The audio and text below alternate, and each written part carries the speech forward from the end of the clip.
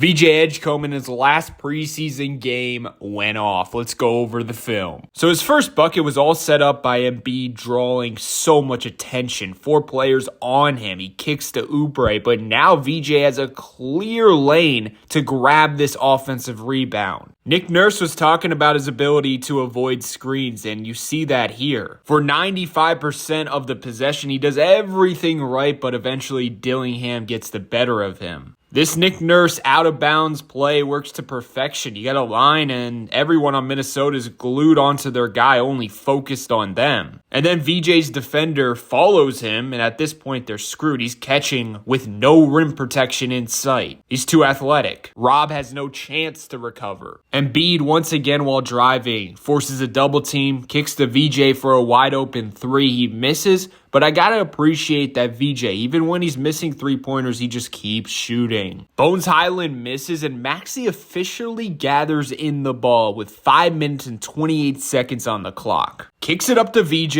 a beautiful Euro step, and he scores with 5 minutes and 24 seconds left. Due to simple mathematics, that took 4 seconds, and their pace with VJ and Maxey on the court together yesterday was relentless, constantly punishing Minnesota in transition. On this play, he gets switched to a small forward, and at this point, you're thinking, oh, he's screwed. He got screened big time. He definitely gets screened, but he also fights through it to get back into the play. And then the quick hands just take over. Look how quick Maxey is to the basketball. He pushes the pace. He finds Quentin Grimes, and it leads to a foul. He works the 2-man game with Barlow on this one. At this point, that defender's worried about the dribble handoff, and VJ's like, psych! Nice pass from Barlow. He opts for the floater, most likely because that rim protector is right by Bones Highland. He just left it short. Everything was great except for the finish. The reason it was short is because he was fading back so much. And against Bones Highland, he's naturally going to get above him. I don't think he needed to fall away and fade away as much as he did in this circumstance. You see VJ at this point, it seems like he's stuck in the paint. So that's what makes number 13 think this pass is getting through, but VJ's just way too quick.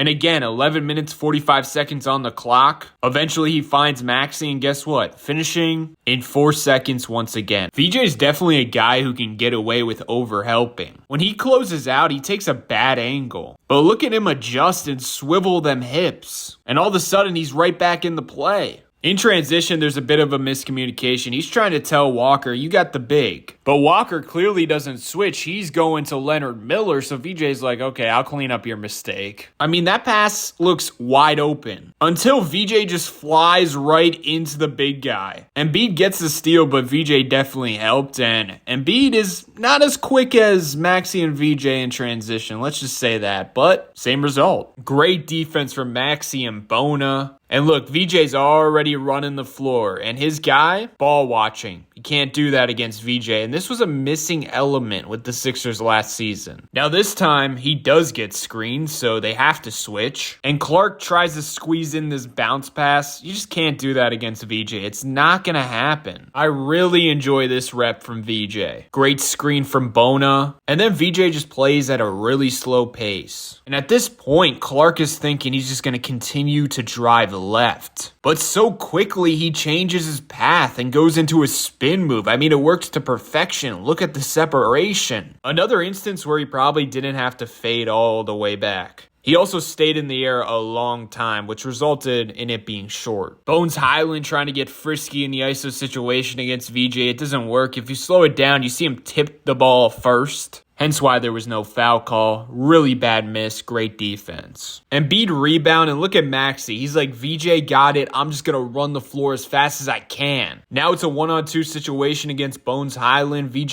hits Maxey, and a very tough 3-pointer in transition goes down. This is pretty. Embiid hits Maxey on the back door. Maxey finds Oubre in the opposite corner, a weak-handed left-hand pass on target. Come on now. And VJ gets the most open 3 you can possibly imagine, and this time he finally knocks it down. They need to lock him in the gym this offseason, and he needs to just be firing up 3-pointers like this 24/7. If he can become a 40% 3-point shooter or close to it, it will just take him to another level. Maxey misses a tough shot. Look at Barlow active on the offensive glass. And then VJ, one-hand catch. He knows exactly where to go with the basketball. The quick decision-making from him has been outstanding during the preseason. Bonin misses the layup. He's surrounded by Minnesota defenders. But look who's also there. VJ in the middle of the pack fighting for the loose ball. And he gets the extra possession. He's got them Kawhi hands when it comes to loose balls. Bones falls over. VJ reaches. One dribble. I got it. Then he drives into 3 Minnesota defenders. But notice, he's not fading all the way back on this one. He lets his momentum ride him to the basket, and it goes in. And then this is beautiful. He cooks the closeout attempt. He does a great job reading the rim protector. He's lined up in a way where he can only block his right-handed shot on the right side of the rim. So smartly, he attacks the back of the defender and is able to finish the job. And this is probably my favorite play of the video so far because he's been struggling around the rim during the preseason, and this was just a great job reading the defense, and not only that, but actually making a very tough layup and using his left hand. And then his next drive to the rim was once again progress. Instead of fading away from the basket, he makes sure that finger roll is as close as possible to the rim. Now, once again, he probably does not have to pick up his dribble here. He probably could take another dribble, and that would make it easier. But at this point, that's just what he does. Now, on this one, he tries to go for the jam of the century, ends up getting fouled and loses the rock.